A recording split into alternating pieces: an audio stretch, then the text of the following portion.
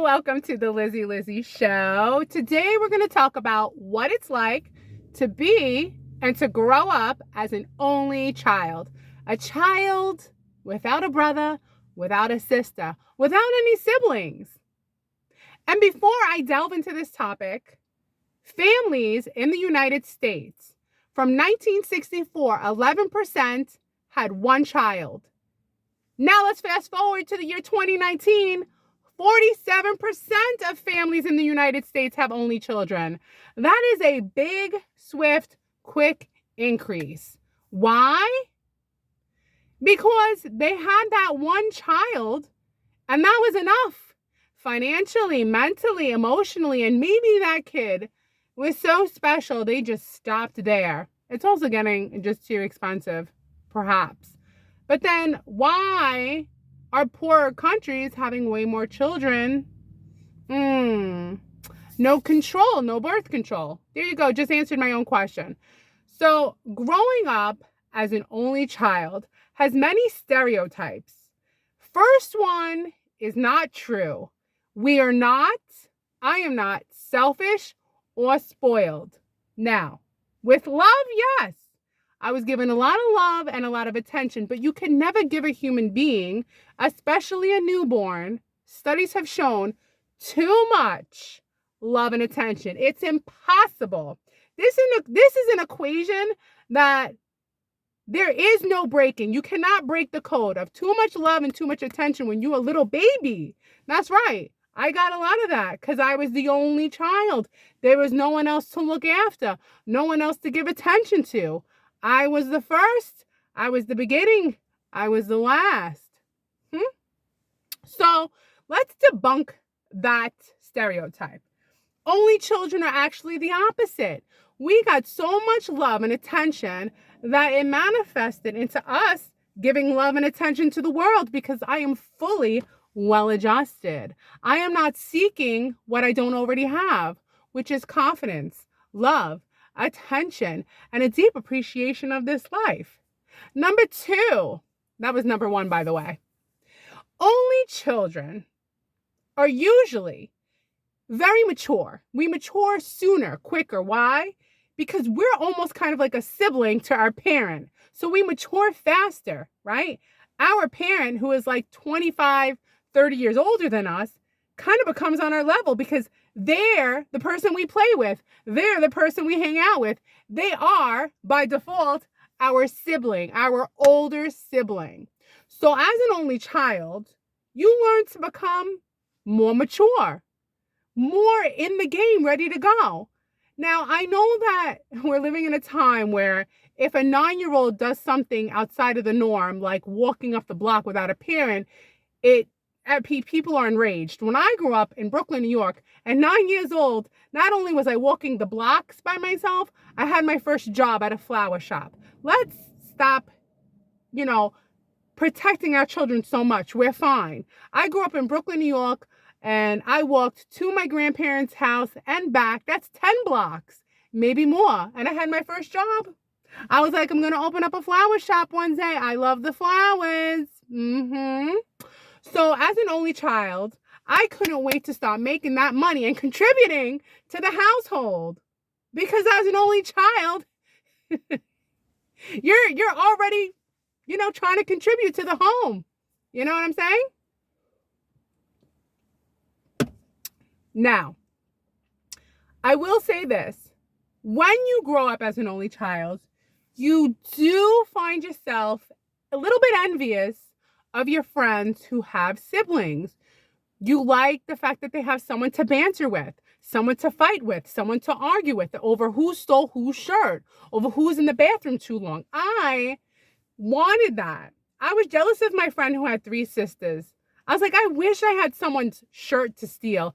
I wish someone would yell at me as soon as I got to the door because I stole their lip gloss or I stole their shirt or I stole something that belonged to them.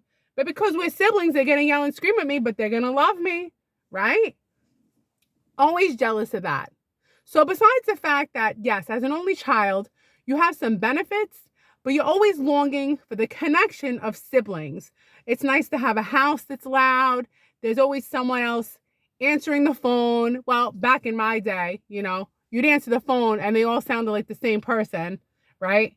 But there was one phone line and everybody had to use it. So I will say that's the one negative thing about being an only child, is a lot of times you're just jealous of your friends who have siblings. And then as they get older and you grow up as an only child, you see that the relationships, once yelling and screaming at each other to get out of each other's closets and stealing stuff, they become close. They're in each other's weddings. They're in each other's, parties. When they get pregnant, when they have a baby, they're throwing the baby showers.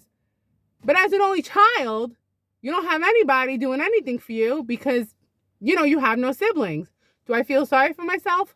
No, because there's 47% of other families in the United States who are just like me. So we're in this together as only children. Only child syndrome is that the worst thing about being an only child is that when your parents eventually pass away, that's pretty much it. You don't really have anyone to talk to about your memories and about your mother, and you know what I mean? So that's the one part that's not so good, but you could end up with a sibling that you don't talk to. I mean, you don't know, but usually, you should be close, right? You had the same parents. Shouldn't you have something to talk about? That I don't understand. But, that's the sad thing, that when you're an only child, sometimes you could feel sad as an adult because when your parent passes away, it's just you and that's it. But I combat that with my appreciation to be alive and realize I'm really not alone, because for all the millions of only children, we're all together. You know what I'm saying? Like, you're not really by yourself. You just think you're by yourself, And it's a growing trend. There's more and more only children. Now, me personally, as an only child, I will tell you this. I could have had siblings, but now I'm getting personal. My mother fell in love overseas because she studied abroad. She studied Spanish. When she was 19, she met my father. They did get married. He did come to America, and they were back and forth all the time. They went to Spain. They lived in America, in Brooklyn. I was born in Brooklyn Hospital, right? But then he didn't come back. I don't know, my grandfather actually was the one who took my mother to and from the hospital, back and forth, until eventually, she gave birth to me, the only child, because he just, old school, before there were cell phones, ghosted her. He ghosted her before the term ghosted was a term. Do you know what I'm saying? And then I remember I was 10 years old. I was 9 going on 10 because my birthday's in August. And we went to Spain, okay? I think she went there because she was in love with him, right? Even 10 years later. And he didn't show up. I just remember seeing her on the balcony, her skirt in the wind, and just stood up.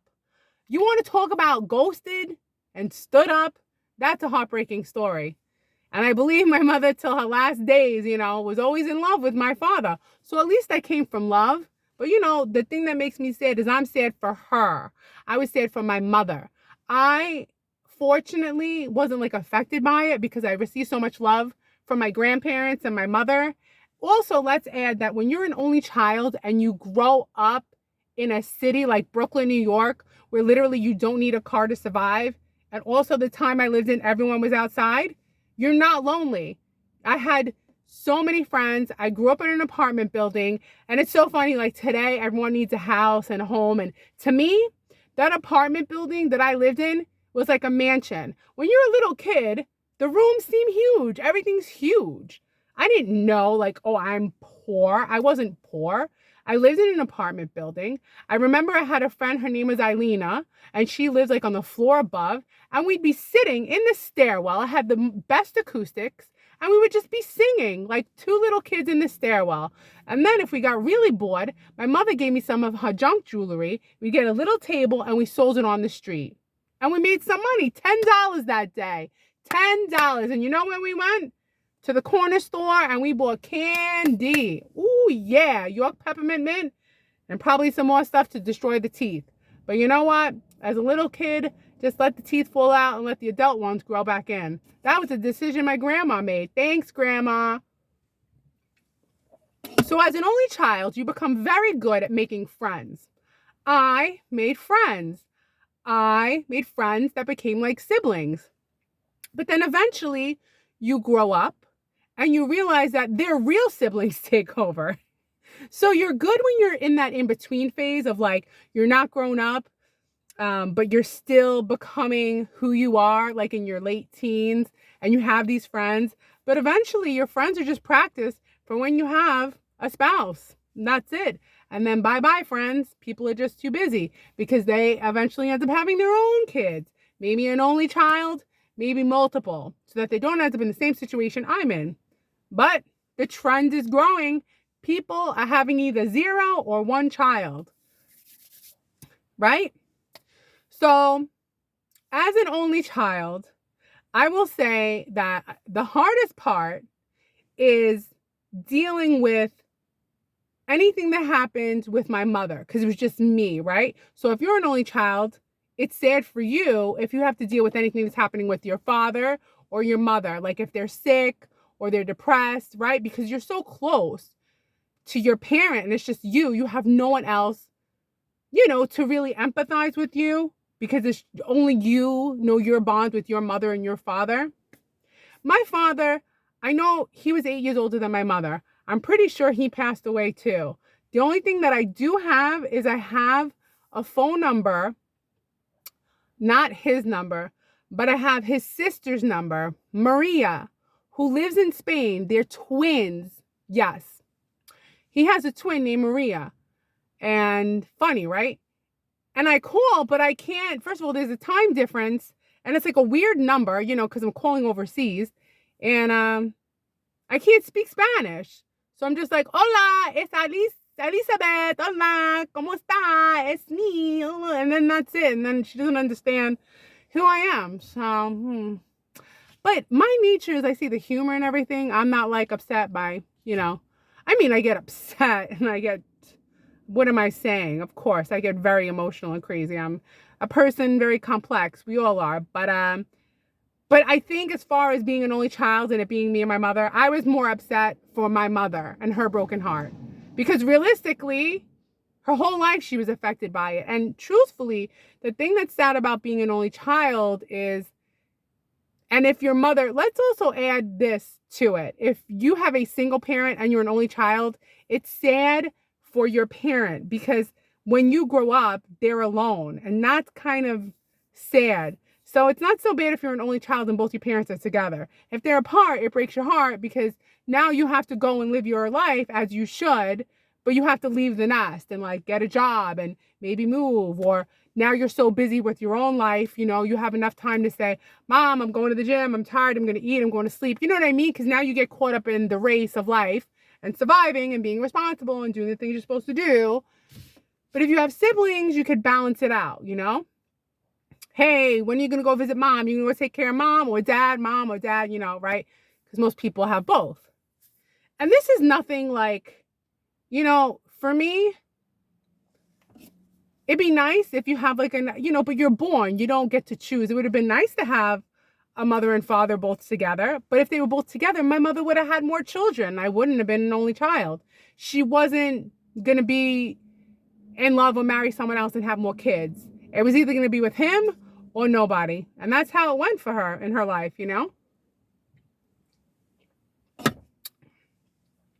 So as a child, being an only kid didn't bother me at all because I had a ton of friends, very outgoing, always outside, always doing something. Perhaps if you're an only child and you're stuck in the house and you don't live in an urban area, you probably might be more introverted and bored out of your mind and you need someone to play with. Perhaps, I'm guessing, but I was never home. I was always out and about. And that was just the culture I lived in, the time I lived in, and I didn't feel lonely or lonely. As an adult, I'm very outgoing and I'm around people all the time and it doesn't affect me at all. It only affects you in the hardest of times where you want to talk to someone about missing your loved one or when your loved one is going through a difficult time. like on their deathbed. You're doing that by yourself. When your parent is passing away, it's just you and your parent, and that's it. And it's very sad, but you get through it. And you get through it because you are a strong only child. I'm strong.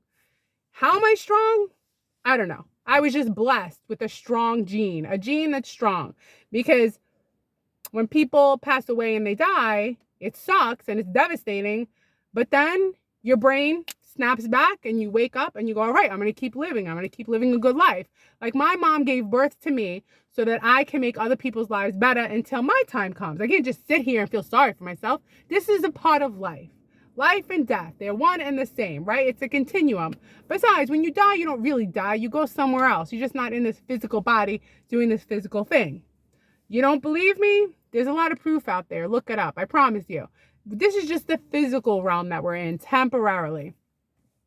So I can't tell you what it's going to be like when I'm 80 years old and an only child, but I already have a pact with a few girlfriends that we're going to be like the Golden Girls and be there for each other.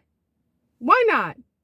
As long as you have a few friends you can hang out with and not be lonely. I have a few soul sisters. You know, the only thing is one lives in California. Another one lives in Hawaii. But the one in California, definitely, when we get to that ripe old age of like 80, you know, we'll get a place together. I think she has a house. She'll probably still have that house. I think that's it. It doesn't really like affect me. I don't feel anything. It just feels normal to me. I guess the biggest effect it has on you is your memories, because your memories growing up. Because realistically, siblings, you live with them. So, you know, I didn't walk into the house. It wasn't loud and crazy.